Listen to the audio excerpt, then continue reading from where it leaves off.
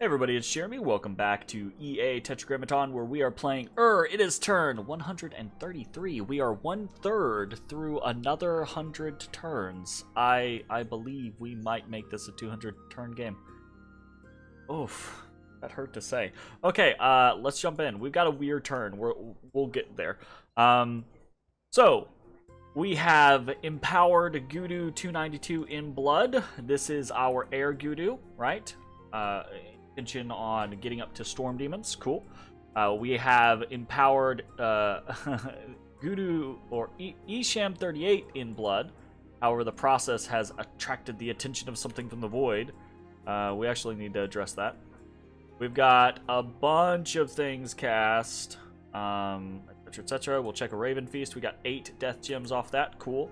Bunch of Curse of Corpse Constructs, Summon Kusarikus, Naiad Warriors, Oogalus, Forces of Darkness, Umuap Kalus, Naiad Warriors, a Mound King, etc, etc, right? So we've got a lot of summons.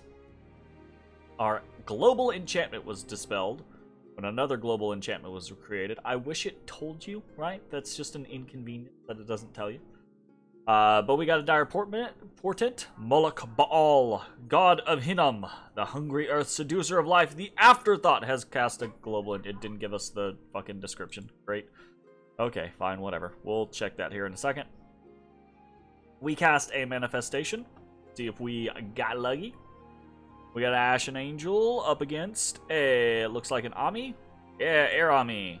Oh, he's going for the mist form. This is how we lost the last one. Land. Ooh, 10. Ooh, okay. He got hit. Popped. That happened last time too, but then he shocking grasped us. Oh no, he's attacking. Oh, he's totally dead. He's totally dead. Totally dead. Yeah. Alright, he gets routed. Sweet. And stabbed in the back. Nice. Okay. We've got some magic phase battles. We've got a battle in Delufe where we've been another Lich has been magic phased. We're gonna have to be careful. This is a reoccurring thing for him. A bunch of soul slays coming in. This one's actually got a bunch of, but it's not gonna survive 6 people soul slaying repeatedly. Yeah, that's the thing. Okay. So we lose a guy there, and we lose another here. Same, or, oh, sorry, we don't lose one. Lanka loses one. Our dead prophet's power has left the world. We can do a new prophet. We got really bad, not really bad, but pretty bad blood hunting this turn. We have a bunch of regular battles. Hinnom defeats 2 Vampire Lords, defeats a bunch of PD and 1 Vampire Lord. We defeat a little bit of PD. Lanka defeats a little bit of PD. We get hit by a larger force in Stone Heavens. Where's that? We get hit in range, or we hit in range of shadows, and we win. We have a very unfortunate hit in blackouts that we're gonna watch. Here's our big boy, and I'm just gonna. There's a soul slay coming. But it's only 1 soul slay. We Iron Will at 25 magic resistance. And get soul slayed. Random Ami in the area. With a spell focus and crystal coin. Like, not even a pure penetration build, right? Like, only a +1 penetration at an astral 3. That was actually really, really unlucky for us. Like, I don't think it'll do. I think it'll do. Yeah, right? So we've got penetration roll of 12 plus the DRN of 28.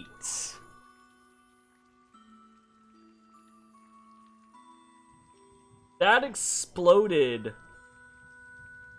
so high. That's ridiculously unfortunate. That's a 40 total versus our 31. That's super unlikely. A DRN of 28. That's absurd. That's absurd. Unfortunate. I anticipated. I've been talking about this for a while. I anticipated our the few remaining Tartarians that we had. I anticipated losing them, but you know, you hope that you lose them to a goon squad, like 5 or 6 guys teleporting in, so that it's, you know, at least somewhat of a gem usage. But I moved into this one and just got randomly popped. Hugely unfortunate. Okay, we have we witnessed a battle in Histria where a Rakshasa and a shaman are just taking on some barbarians, and then Hinam hits Lankan land. We have plus 15 defense in Faroe Woods. Faroe Woods is actually at 35 defense now. It's quite a lot. It's kind of funny. We've got some fire gems and astral pearls in Titan's Breath. Patrolling units. We've got a Lich reformed. And yeah. This is going to be a very quick turn. Primarily because we don't have a lot of raiding or anything like that going on. We've got just a couple of raids that we're throwing out into his heartlands, right? A couple of raids that we've got thrown out over here on this side. You know, just trying to keep up the pressure a little bit here or there. And that's fine. But most of this is just ferrying units back to the front line, liches and vampires back to the front line, new Oogalus coming to the front line, sending Gurus to the front line. We're continuing to... We've just finished this fortification. We should have this fort finished next turn. This fort in 2 turns. We started another fort here in Dershid. And then I think we're actually all forted up in the places that we want. We're probably going to start Tyrannia next turn. We talked about that previously, so we'll probably do that next turn. But that's really it. Normally at this point I would talk about like unique rituals that we're going to be doing or things that we're specializing in forging, but as you can see, all of my hammers are in the inventory this turn. And if I were to go through, you would see that no one is doing anything other than researching, preaching, or, you know, moving or waiting, right? There are no rituals. That's because we had 220 pearls this turn. We have no pearls this turn because Arcane Nexus went back up and it overwrote our Mother Oak, which is just annoying. Could have overwrote, you know, Well of Misery. Could have overwrote one of his own, you know, things. Could have overwrote his own Gift of Health. Could have overwrote his own Dark Skies. Could have overwrote Stellar Focus, right? Had multiple other options I would have been perfectly fine with. No, overrides my Mother Oak. Pain in the ass. And we can't leave Arcane Nexus up. We're already having a tough enough time strangling Hinam out. If he has Arcane Nexus back up and he is allowed to continue utilizing that, then we will have to go back on lock. We won't be able to produce, and he'll eventually kill us all. Or more likely, we'll eventually all just be like, okay, we're done with this game, right? So, we are, I say we, Lanka, Relay, and I are dumping gems. This is going to be a pretty big cast. I think it's going to end up being like 650 plus or something like that. We don't know if it's enough, honestly. It might not be. How many gems I get per month? We get 32 gems per month right now. My hope is that it overrides, right? Obviously, the hope is that Relay takes this Arcane Nexus.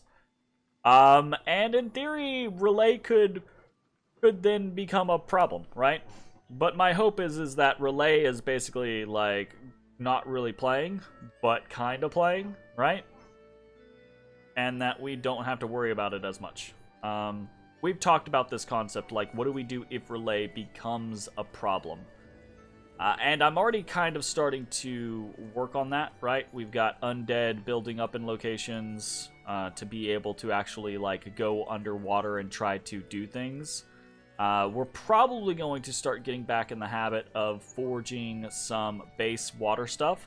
We've kind of started holding off on the naiads as much. We're still going to produce naiads here or there, but probably we're going to go back to recruiting ishibs in locations around Relay's territory.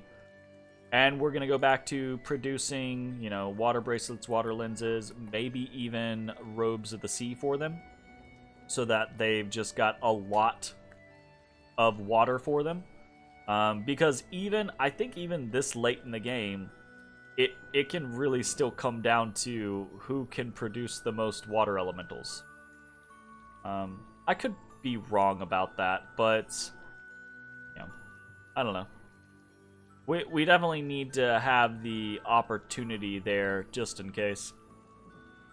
Oh, but that being said, we're not doing any rituals. We're not doing any forging this turn because we don't want to add anything to the mix for Arcane Nexus, right? Arcane Nexus does 1/4 of all magic gems used for rituals and forging.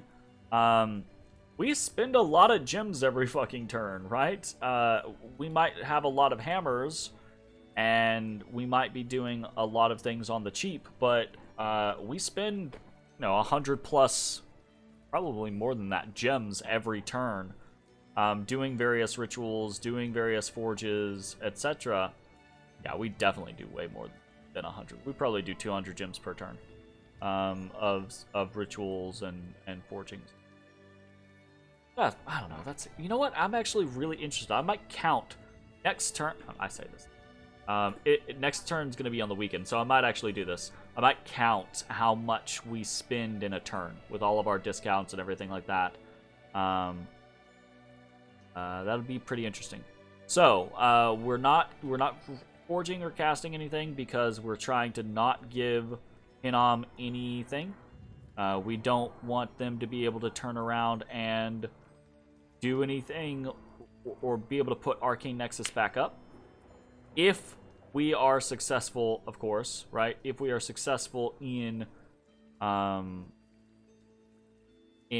overriding the Arcane Nexus, which I'm hopeful that we are.